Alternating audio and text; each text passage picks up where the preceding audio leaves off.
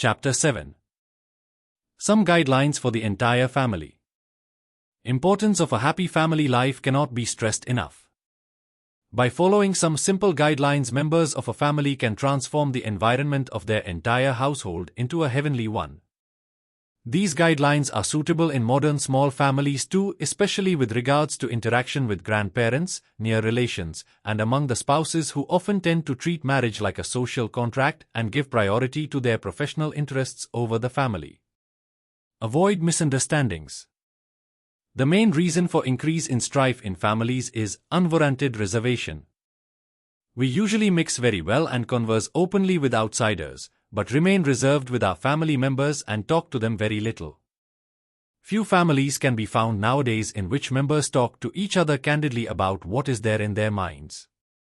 The essential reasons for encouraging conduct like respect and regard for elders of family, and decency, modesty, tolerance, etc. have been forgotten, and highly distorted forms of customs now prevail in the families, due to which members hesitate to express their feelings and experiences, and their needs in front of other members.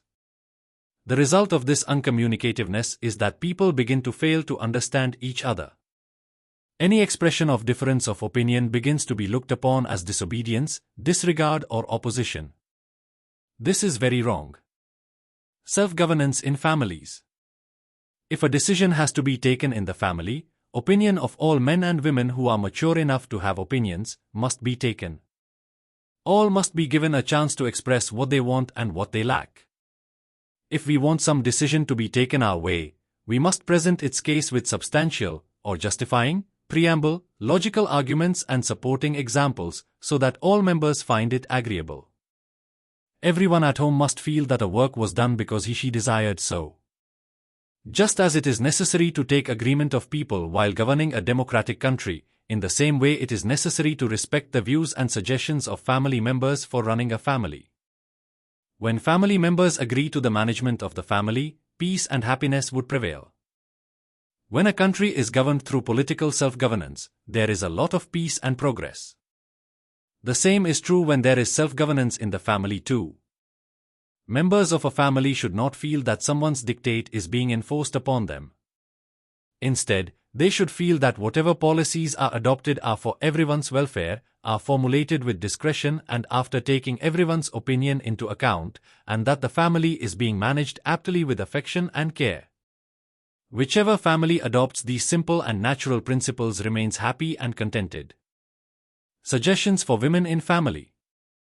We often see clashes over trivial matters between mothers and daughters-in-law, younger and elder daughters-in-law, and between women of various other relations within the family. It's a common observation in the Indian society that women get very little opportunity towards expansion of knowledge and outlook. So they tend to be a little less generous towards other people.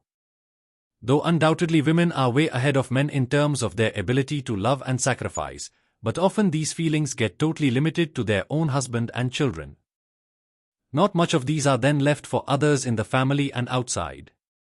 We must try to explain and make women in the family understand, by demonstrating our own generosity towards all, that all members of the family are our very own and very dear to us. We must try to mold their mindset so that it begins to reject all ill feelings towards other family members. We must help them broaden their attitude so that they would begin to regard all family members as their very own. All the work at home should be evenly distributed among all. If someone is ill or weak or pregnant, then her work should be taken up by others in the family willingly to reduce the burden on the individual. Leaving alone the jewelry of daily use, all the other expensive jewelry should be pooled and kept together by the women in the family, so that whosoever needs can use any jewelry of her liking. If the home is prosperous enough, then jewelry can be made for all individually, but care must be taken that none gets more than others. It is quite common that a newlywed bride would have more possessions initially than others.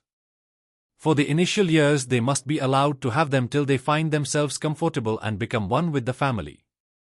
Except for any special circumstances, all in the family must eat same food, and wear clothes and hold all possessions uniformly. This way unity can be maintained within the women of the family. Understanding among family members. Elders of the family must not demand excessive courtesy from the younger generation. They must treat them with generosity, love, sympathy and forgiveness, and not as slaves or servants. Similarly, younger people must respect elders and try to fulfill their essential needs on priority compared to all other works at home. None should hurt others' self-respect or exploit others' emotions. If someone makes a mistake, then in solitude he/she must be tenderly explained the harm the mistake has caused. To rebuke, curse or beat someone in front of others is totally wrong. It damages more than corrects. It creates ill feelings, hatred and disenchantment, which is a very shameful situation to arise in a worthy family. Everyone would realize his/her mistakes when told patiently with love. Instead, if one is insulted, then he would become stubborn, try to take revenge out of anger, and create a lot of trouble. It is wrong to take more for oneself surreptitiously. Carrying out undesirable activities like eating tasty food items in the market without others' knowledge, secretly amassing money for oneself, spending more money on self-entertainment, personal desires and fashion, etc. is inviting jealousy, ill will, hatred and reproach of the household. If someone has to dress up well to go out to work, then others must understand that it is a necessity and not indulgence in fashion. If someone has to eat special food because he has to work hard the whole day, then all must understand that this is for his sustenance and not for any undue favor or to satisfy his greed of tongue. It is easy to distinguish between whether a special lifestyle is adopted for necessity or for indulgence. A person cannot hide his feelings completely. Indulgence in taste and show-off gets reflected in his each and every action. While if someone genuinely needs something special, then it would be tied to some special situation, while all the other time his lifestyle and actions would be no different from the family's standard. In any case, whenever one needs special conveniences, it should be in the knowledge of everyone in the family. Strives in joint families. Whenever a spark of strife gets kindled in a family, the environment of that home becomes very unpleasant, bitter and unlivable. Most commonly this happens because expected respect and courtesy was not shown by one towards the other. Strifes are not so much due to loss or gain in financial matters. They are mostly due to lack of courtesy, respect and gentleness in one's behavior. Every member in the family has a right to be treated with respect, and it is very inappropriate to deny him/her that right. Whoever treats others egoistically, with disrespect, arrogance and contempt, should be patiently and gently made to realize the impropriety of his/her behavior. We must also try to find out the reasons behind the lack of understanding and love, and sort them out at the earliest. Splits and partitions of joint families over minor differences of opinions should be discouraged. As far as possible, it is good to keep together the structure of joint families. Living in a joint family helps in much better development of self, as compared to living in nuclear families. However, if alienation and disaffection among family members is not reducing, strifes at home are not subsiding despite earnest efforts, and if it appears that living in different homes would be the only solution to attain peace, then it is good to do so with due love and trust. Importance of rightful earning. It is important to speak humbly with all, to be happy and make others happy too. But it is even more important that we earn our living through hard work and honesty. Money earned through improper means pollutes and corrupts everyone's mind and intellect, and these faults then reveal themselves in the form of bad qualities in individuals, and result in strifes and ill feelings among family members. Food earned through moral means gets transformed into sattvic blood, which by itself provides for ample mental and physical healthiness and nurturing of virtuous qualities in individuals. Such food intensifies good qualities and goodwill towards others further and further without much effort. Epilogue. Grihastha Yogi must try to make his home a zone of his service for the well-being and progress of all family members.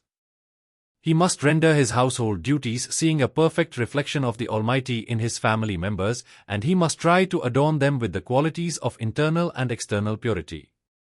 One who constantly tries to nurture the tendency of serving others and cultivate generosity, his inner being gets sanctified like any other sadhak of yoga. A Grihastha Yogi attains the same state of perfection and bliss as any other yogi. Grihastha ashram is a perfect way of life. If all duties of Grihastha are faithfully and sincerely fulfilled, then one can attain every spiritual accomplishment that is possible in this life and beyond. Grihastha Yoga is a well-experienced and well-followed path among all the forms of yoga.